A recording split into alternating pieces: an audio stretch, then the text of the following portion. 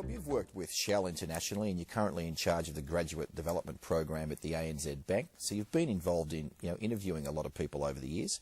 What is it that makes some candidates stand out in the interview? I think a really obvious overview of being prepared, excited about being in the role.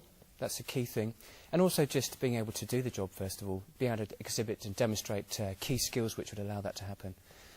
Just some energy and power there of really wanting to be part of that business. One of the main things an employer wants to know is what makes you different from the other people that he's interviewed today. Have a scripted answer for this question. What makes you the best? Yeah, exactly, and you've got to have some sort of point of difference. And I do believe that getting a job is not like dating. You can be persistent and you can follow up. You don't have to play it cool, and you shouldn't play it cool with employers, because if they've got people knocking down their door to work there, they'll take the one that really shows the most drive, ambition. Once you're in the interview situation, try and balance the flow of conversation in terms of how often you're listening and how often you're speaking. Employers have got a certain set of skills that they're looking for when they're interviewing. Things like your punctuality, your level of creativity and enthusiasm.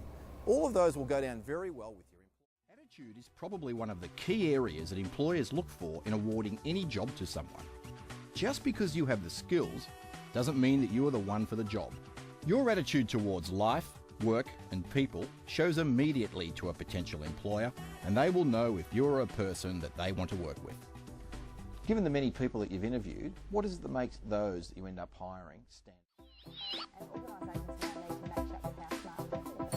Mel, when you're interviewing people for jobs, do some people stand out because they're sort of, they're savvy, business savvy, organisational savvy? And if they do, what is it about them?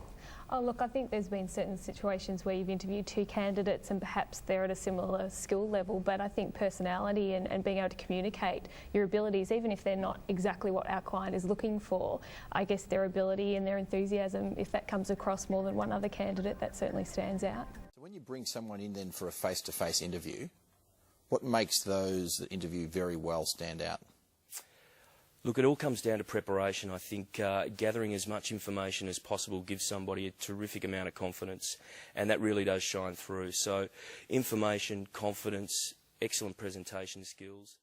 From then on, it's really the people that have a very clear and well-prepared sales pitch. They understand exactly what they want.